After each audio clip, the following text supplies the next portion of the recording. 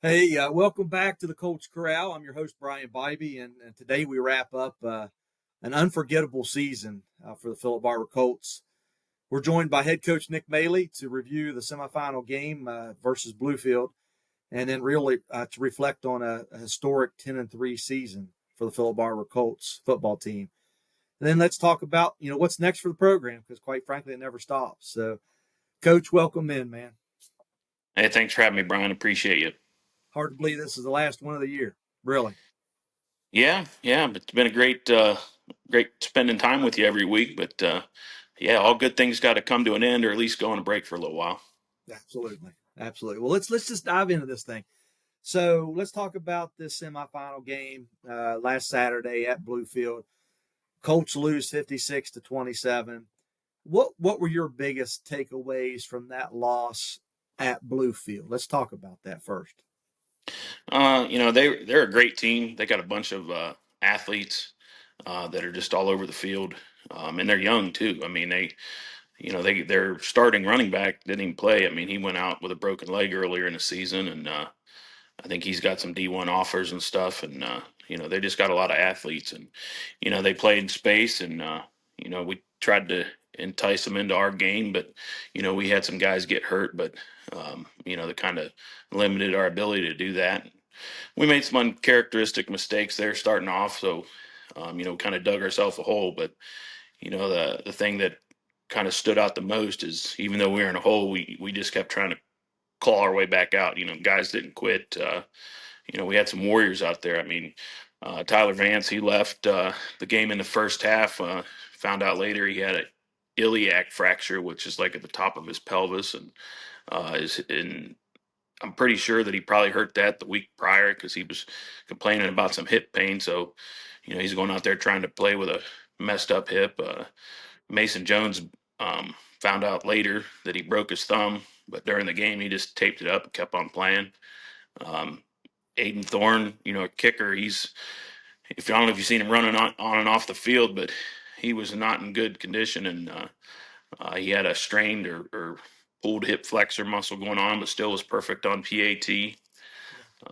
There was just a lot going on. I mean, you get into a season. I mean, that was game 13, and the guys are had some rough games there, and Cam Bennett was able to get back on the field. He wasn't 100%, but he gave everything he had to be back out there on the field with his guys. So it was just good to see that no matter what, that we're still trying to play to a standard of where we need to be at, no matter the situation or who we're playing. So, and the boys definitely did that.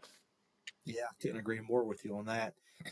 It was, you and I talked before we started recording. I mean, we used a lot of mojo in that Clay County game, and it all went our way. And I said, man, it's probably the football gods, somewhat paying us back. But, you know, that game, it's 28-0 before we blink, and it's like, oh my goodness. And then we get that score there going into halftime, 28-7. And, go into halftime, Coach. Can you talk about what the mood was like at halftime and what the conversation was? I think as coaches, we go and we talk before we go in and talk with the boys, and we felt like we were putting them in the right positions to be successful, to make some plays, and they were there a lot. I mean, we had opportunities for interceptions and opportunities to catch some passes, and we were like one block away from breaking big runs. So felt like what we were doing was there. You just needed to execute it. So it was more of a frustration, and then kind of rallying the guys to tell them that we're going to go out here and now we're in a hole. We just got to keep working and claw our way back. So they tried their hardest to do that.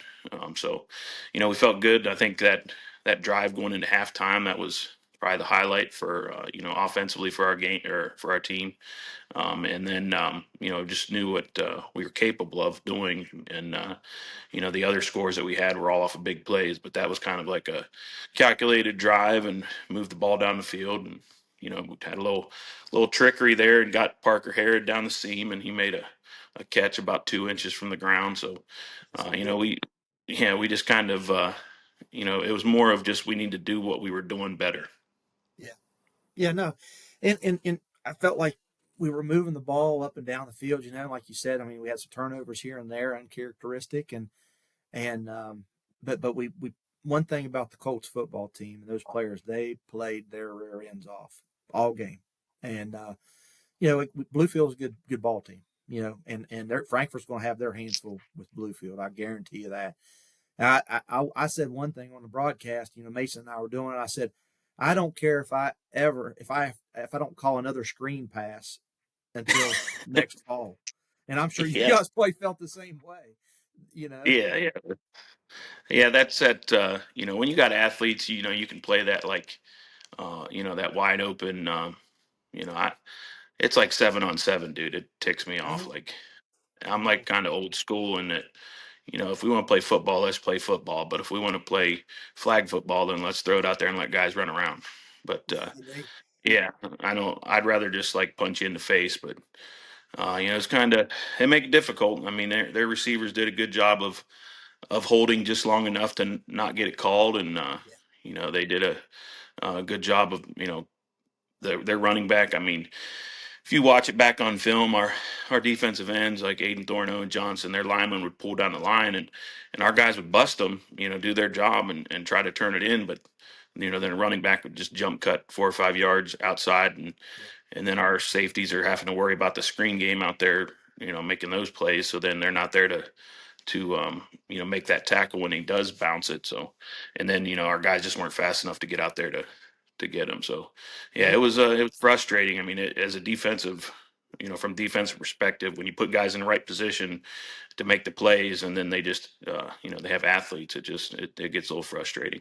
Well, like you said earlier, what's scary is that there were a lot of sophomores on that field for them, and some juniors sprinkled in there. I mean, they'll be around for a while. So won't the Colts. You know, Um, so that there's no doubt about that. So, I what did you think that the team did really well in that game, and then where did Bluefield challenge you guys the most? I mean, I know we kind of talked about just now on the edge, yeah. but what did you think that your team did well? I thought we ran the ball effectively. Landon had 100 and I think 123 yards or something like that rushing. And if you watch it back on film, like could have been a lot more. There was just one block away there from getting some big runs. So we did pretty well in the box. Which going into the game, I felt like we could move the ball in between the tackles on them. And then that drive that we put together there before halftime, being able to mix up like power run games, spreading it out, throwing the ball, really helped out and move the ball down the field.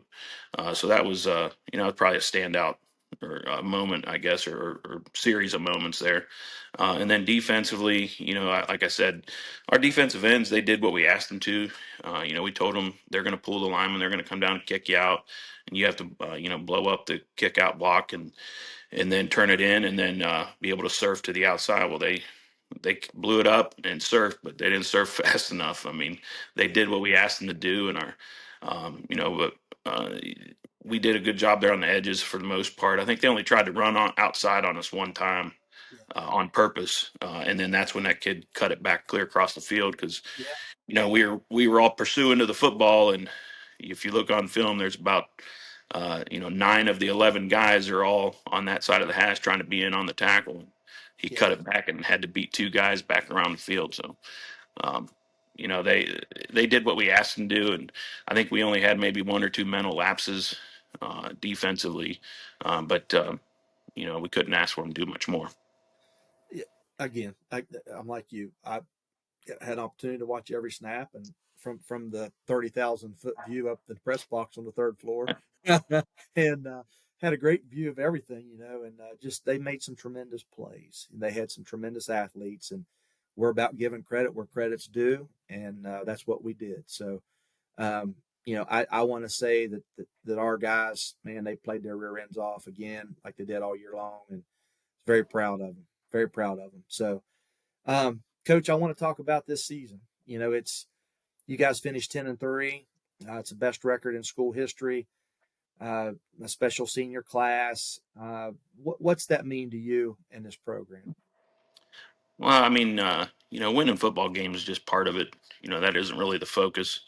But getting to 10 wins is special, but I think what's more special than that is hearing guys like you had Paul Zolas. He commented about how proud he was and proud of the program and that kind of stuff. And Steve Redd, you had him on there last week, and how proud of the program and things that we're doing. And hearing from alumni like that, I think that's what really makes it special. I didn't graduate from Philip Barber, but I've been here since '06, and my dad's family all has roots here, and it's I feel like I've lived here my whole life, and those alumni guys for not going to school with me or knowing really much about me other than what they see on the public out in public and that kind of stuff is it really means a lot to me as a coach, to me personally, but more that they're proud of our kids and how they play. Because at the end of the day, we're trying to bring respect to the program and the way that the kids work. Um, it kind of it builds that respect and consistency, and when you're getting respect from guys that have been in it and know what it was like, uh, you know 20, 30, 40 years ago, and where we're at now, it just means a lot. I mean, Paul Zolas I think he had a tryout with the Steelers. He's in the Football Hall of Fame. And Steve Redd there, he's just he's a great athlete and had some time here at WVU, and they were two really good guys that I've saw publicly comment on where we're at. So, and then that's just a couple that I have. I mean, there's been other alumni that I graduated whatever year, proud of our Colts, and once a Colt, always a Colt, just stuff like that. I mean, I'm just super thankful, and we're blessed to have those alumni just reaching out and showing their appreciation for what the boys have done.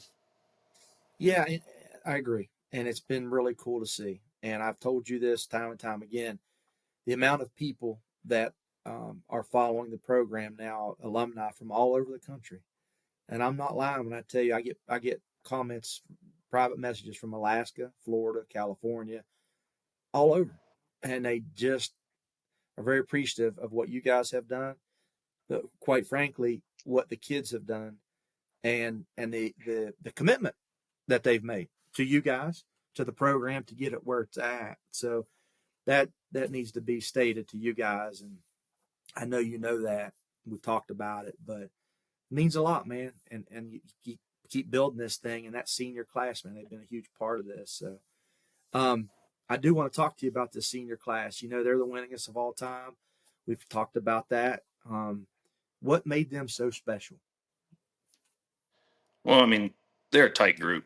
I mean, I think that's the first part of, most of them have played together since they were 5, 6 years old in youth football and through middle school. And then they've all got, minutes and time starting as freshmen and sophomores. I mean, most of them have played in some capacity. And they have that experience, and they came in as freshmen. They were 3-7, and that group of seniors we had that year, I call them the plow, because we lost 4 games by less than 10 points, and that was like Deshaun Webster and Ethan Floyd, Mikey Salisbury and Kemper Longwell. That group there, they kind of instilled in our freshmen, I think, of the attitude and the work that you need to put in, and to not have any regrets when you're done. So they have been a part of some successful teams, and then this year was their years. It was their team, and they took that responsibility on, and they just went to work, and they're obviously blessed and gifted athletically, but they're very coachable, very respectful. As of last night, I think seven of our 9 seniors. It would be 8, but old cornbread don't want to. He wants to go to work. He don't want to go to college. But 7 of our 9 seniors got offers to play at the next level.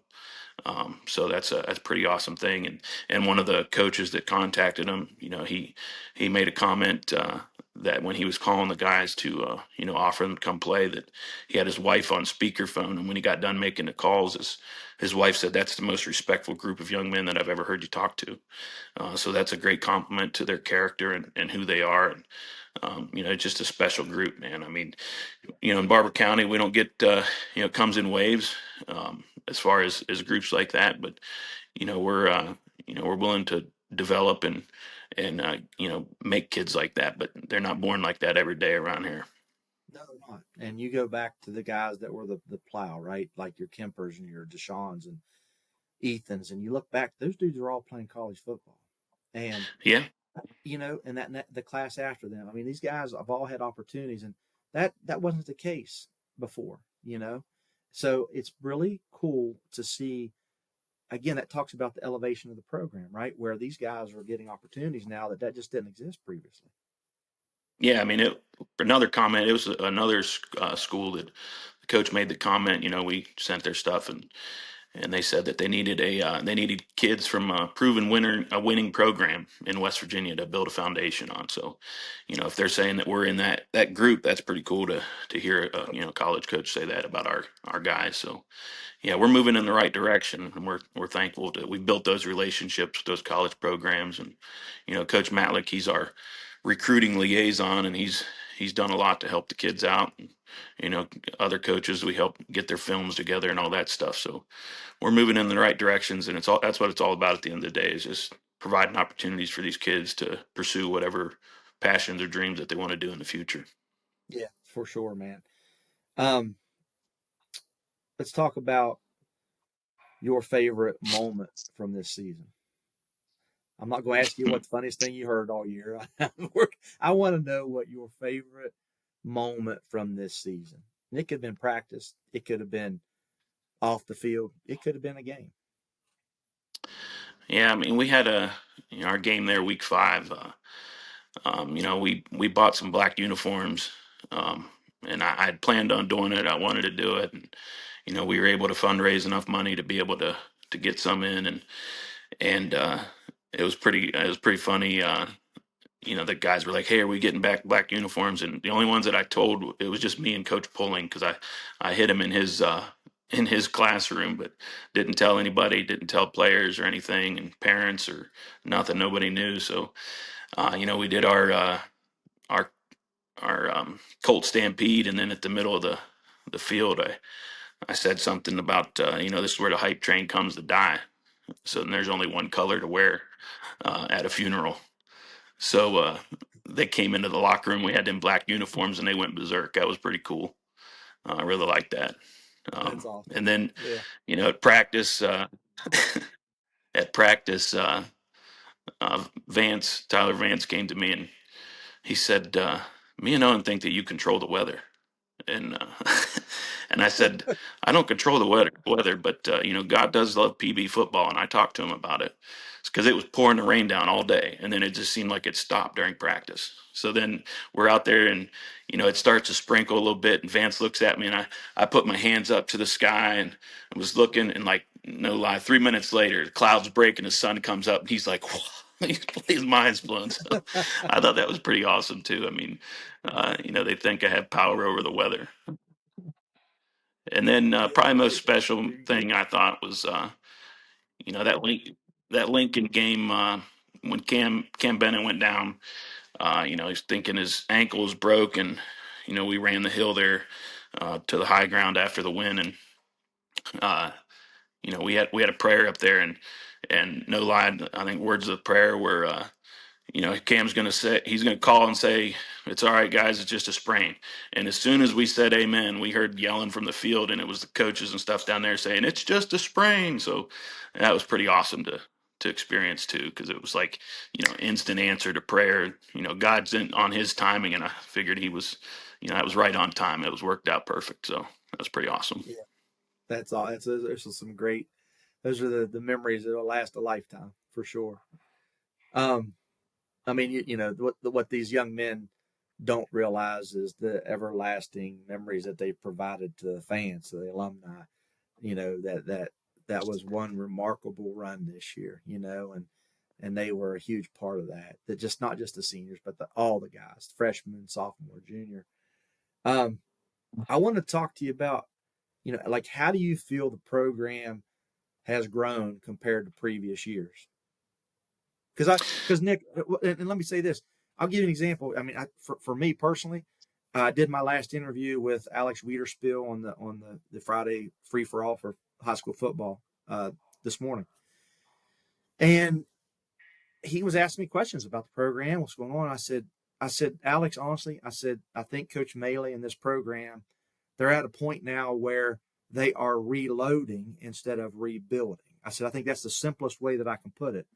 And I said, quite frankly, the young men, the underclassmen, the amount of development that they've had now with the extra practices, the extra games, the playoff experience, to see them perform in these games and the just pure playing time, throughout the course of the season, has really put us in a position to, as you wanted, reload instead of rebuild. I'm curious what your thoughts are. Yeah, I mean, that's where you want to be at as a program. In the past, it's been like, you have a good team here and then, maybe have a few off years and then maybe another good team. But, we don't want to be just a good team. We want to have a good program. So in order to do that, you got to build and prepare for sustained success. So, I think one of the quotes we said there during the game or during the season, Coach Matlick said something like, this is built, not bought. So, we're kind of like a slow burn. We've kind of just steadily built to where we're at. And then, like you said, we got young guys like, semifinal playoff game. We had, I think, 4 or 5 sophomores on the field, freshman kicker. We have some freshmen that have a lot of potential that are going to put in some work this offseason. And we got a strong core of, junior leadership that's going to be able to step up and do their part as well. So, yeah, you never want to put yourself in a position of, putting all your chips in one basket and just playing it for that year.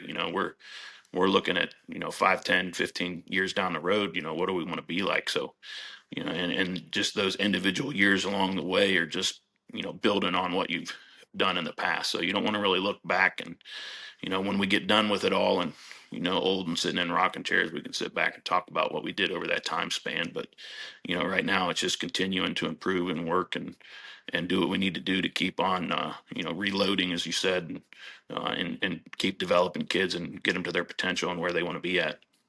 Yeah, yeah, that's I had mentioned some of the guys' names who coming back. Alex Wando, who all's coming back, and just some dudes that I probably forgot about, and Robbie Jones, Mason Jones. I mean, these are guys that I have taken for granted, to be completely honest with you. They're just Yeah. show up every day, dude, since they were freshmen and just get after it.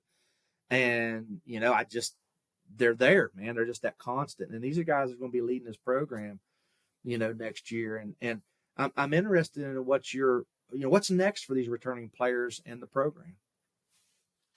Well, we're going to take a couple weeks off here and let them recover and probably I need to recover too. I'm a little tired, but no, but we're going to get back to work. I mean, we'll get into the weight room. That's the part of it. Getting that mentality and building their bodies and that with our Viking training and get ready for next season. Coaches will kind of evaluate. We'll do some reflection on what we did well this year and what we can build on. And we got some coaching clinics to go learn some new stuff and techniques and that kind of thing that we'll go to. And then do some postseason interviews with the kids and see where they're at and what they feel about our past season and what their goals are for next year. And just keep keep chugging along. So it's probably the coolest thing about the whole gig here is watching those young kids develop. Just as they come in as a 14-year-old kid and what they look like when they're leaving as a 17, 18-year-old kid and how much they change physically, but also their who they are as a person, and just the growth is just awesome to see. No doubt. I've seen it now too, being part of this broadcasting crew for, the third year. We're finishing up our third year, but just the maturation process, both mentally and physically, has been very rewarding.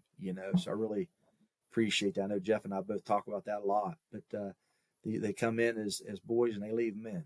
And that's, you guys should be commended for that. I wanted to know if there are any messages, for the underclassmen who are going to be stepping in leadership roles. Anything that you'd like to state now? I mean, you're going to have exit interviews with all these guys, but love to hear some of your thoughts on that. Yeah, I mean, we got like we had some guys there, like Mason Jones. He's going to be a senior next year. He was one of our captains, this year. That's going to be stepping into that leadership role, and he kind of a defensive guy, and keep those guys accountable. And he works his tail off in the weight room. So I'm looking for him to push everybody else to one, be there, but also to do the work needed. And it was great to have Landon Carpenter come out this year, and I'm looking for him to continue to just, I don't know, just develop. And he was a natural at running the ball, and it's going to be great to see where he picks up next year as he's left off this year. And, Caleb Corder is going to be a senior next year. He's a junior lineman. And Sean Dent, his season got cut short this year, but he was our armor bearer, one of the leaders on the team, and he worked his tail off in the weight room. So, and then Parker Harrod, I mean, he's only a sophomore. He's a baby. And he's going to grow. He's going to be a big kid, and he's already a force on at linebacker, and he's just going to continue to get better. And then Robbie Jones again, only a sophomore, and he likes to lift weights too, and he's a great quarterback, but he did pretty well on defense too this year. So we didn't want to put him there at the beginning of the year, but ended up working out that way. So we just got a lot of those younger guys that are going to step up. Remy Molinax is another sophomore. Tristan Price, sophomore. There's another one, Coach. I didn't talk about Remy. I mean, Remy just that Yeah, constant, the stability that he yeah, provided to center position all year just doesn't get talked about enough. You know. yeah. I mean, we got, like I said, there you got Leon Brown. Yeah. He's able to work his way back in there towards the end of the season, play some D line for us, and he had some injury there towards the beginning of the year that kind of limited him. So we got guys coming back. We'll have a good core group, but You know. when it hit January Coach. 5th, it's time to work. Somebody else that impressed me too, Kent Roan. What Kent did there Yeah, towards, I mean, he really came on strong. right. I thought. Yeah, I mean, Kent's a junior, so he'll be a senior next year, and he really developed a lot this year. As an overall football player, Yeah. just being able to step in and play different defensive roles, and when Sean went down, he took a lot of those tight end reps. So yeah, there's a lot of optimism about the future. Yeah. But I see these baseball players playing a little football. Yeah, I see him too. I see him too. I see these baseball players. I love it. It's something that we haven't talked about all year, and I knew I was thinking about it throughout the season. But Landon Carpenter went the entire year toting the ball, almost 2,000 yards rushing, not one fumble all year, not Yeah. one. That's impressive. Yeah, he didn't have even in that semifinal game. We had a little pitch there, but they called it an incomplete pass because it was forward. So yeah, not one. And I don't think until Saturday we didn't have a running back lose a fumble. I think you're right. Might have put it on the ground, but we got back on it or picked it up. But yeah, that was the first lost fumble we've had. So yeah, it's been that's pretty good. We'll take That's what I that told all. him last night. We had our school banquet when he came up there. I said, you did a pretty good job for a baseball player, Landon. So yeah, he did a great job. Yes, he did. They all did. Very proud of him. That's going to lead into the last question. So, what's your message to the fans, to the community after this historic run? I mean, it's overwhelming sometimes how much support we get. Our team is probably one of the best fed teams in the state. I mean, we we eat well. I mean, I gain weight during football season. I mean, they're feeding us breakfast on Saturday mornings. We've got Thursday evening meals, and we got fed all through camp. And then people are showing up with snacks at our Colt Power Station here in the locker room, and we have an abundance. Our cup runneth over when it comes to food. So it's just amazing that part. And then anytime we need anything, they just step up. I mean, we are in everybody knows what our county is like, economically and that kind of stuff. And football is not a cheap sport. I'm looking here at the pile of helmets that we got to get reconditioned, and if we got to buy a new helmet, it's about $600 a pop. And then shoulder pads are about $200-300 a pop, and uniforms. If I buy a new set of uniforms, it's $12,000-14,000, something like that. So and that's just for the home set, not the away set too. So, and when we're doing any kind of fundraising, people step up.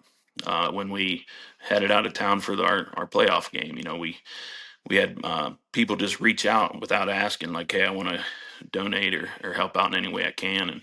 And we had businesses that gave us all the food we need. We brought food back. We had so much food and drinks left over, and then people helping pay for the charter bus and our overnight at the hotel down there. I mean, it's just great. And then just showing up to the games. I mean, we had a bunch of people travel down there to Bluefield, and that's been all year. Anytime we have an away game, our people show up. And they're loud, and I think we need to make some kind of a official cowbell to make sure that everybody has a cowbell next year, because yeah, it's good tradition to start there. So just I love seeing the support, and people that don't even have any connection with a kid on the field just showing up to the games and being there. We have some, like Barb Godwin and that group of ladies there. They're like PB super fans. I mean, they're not. They're not. They don't have a kid on the field. They show up to the football games. They're there at the basketball games, all that kind of stuff. I mean, that's just awesome to see. So, I really appreciate everything that they do, and we definitely don't take it for granted. I mean, that's part of what drives of how we do things. Is we want to make those kind of people proud, make the alumni proud, and conduct ourselves in a way of that they're proud of our character and how we handle things, so that they want to claim us. We don't want to be that that kid that you got to claim just because they're yours. You want to be proud of them. Man, I agree, and you see this Columbia blue, and the white, and you see people are proud to wear that, and that's been cool. This social media thing, you and I have talked about, and I guess what I want to say is I'm thankful that you were agreeable to do this. You and I have been talking about this for some time, and it does take time. I mean, it's time for you to after practice. It's time for the kids after practice. It's time for me with my day job, and it's just but I have so enjoyed doing it, and I've got so many nice compliments from people that we're doing this and putting it out there because just like you said, we don't have the media coverage here in Barber County, and this is important. I thought, and I know you and I talked about it, it's just important enough for us to take the time to do it. For one, let's get the word out about the program, but two, I think we're doing a good job with the kids. I mean, the interviews and getting them comfortable, and I just kind of went to get your thoughts on that aspect of it. Yeah, I mean, I wanted to make sure I had time to thank you personally for what you're doing here, but and then you and Jeff calling the games, that brings excitement. Like I said before, I think the best combination is to come to the game and put a little earpiece in and listen to y'all call it too, because I don't want people to use that excuse to stay home just to listen to y'all. I love listening to you the next day or something, but you guys are doing things that maybe you realize or maybe you don't, but one, bringing attention to the kids, to our community, how we're doing things, and that goes a long way for their development and their opportunities and stuff. When we all state stuff's going to come out here in a couple weeks, and that's voted on by the West Virginia Sports Writers Association. Well, they ain't gonna vote on you if they don't know who you are. So bringing attention to them and their accomplishments and things that they've done. And, guys have played a huge role in that. So we really appreciate the things that you're doing. I think we need to get a little bit more, maybe we can put your play-by-play stuff, your guys' comments, and stream the video. And I think I got the software to make it happen. Just got to get somebody smarter than me to hook it up. So, but that would be awesome to Yeah. see. So yeah, I really appreciate everything you guys do, and it's just been great and having these conversations, and also when we get the kids on, that's part of it. Some of them are you said getting them comfortable, but I like it more getting them uncomfortable, being having to talk in front of somebody and do like interview and being able to answer and those kind of things, and develop some kind of public speaking or public relations type things, because there'll be opportunities in the future where they got to do that kind of thing. So Absolutely. it's been great, and then also to be able to see the faces behind the face mask for the people out there that they just see a number and a helmet, but you take that helmet off, because I don't like them to do that on the sideline, but take that helmet off and see who they are and kind of dive into who they are as people instead of just players. Yeah, 100%, man. We've thoroughly enjoyed it, man. Jeff and I, Mason as well. Just being able to call your guys' games, and it's just fun. It's fun, and being able to do that for the community wherever you may be, it's been pretty awesome. So we'll continue to do this. I'm going to do this with Marcus and with Rick for basketball, and I don't know what the cadence is going to look like for that, but it's been very well received, and we'll continue to do that and just get opportunities out there and keep these kids out in the forefront. That's the goal, and just talk about the programs. So, again, dude, appreciate everything you've done, man, for what you guys, I know the time that you guys put in, and your wives, the kids, I mean, they all, that's time away from dad, you guys are gone. I get it, man. And, can't thank them enough for allowing you guys to invest in what you do. So, I was brought up, man, you're going to do something, do it the best of your ability, right? I'm sure you're the same way, and it takes time. Yep. So, Coach, I want to last, I'm going to close up, man. Thanks for everything. Thank you. Thank the whole coaching staff. I know we had most of them on one time or the other. We'll plan on doing that again next year. And I look forward to maybe, doing some stuff over the summer with you as you guys start, working out and things like that. We can get things started a little bit earlier and start gearing up for a whole nother season, man. It'll be here before you know it. Yeah, live broadcast from the weight room wouldn't be a bad idea. Yeah, absolutely. We could do that. So, hey, Coach, congrats on a fantastic season, man, to you, the players, the whole coaching staff. We are so proud of you guys. Thank you, guys. I appreciate it. You're welcome.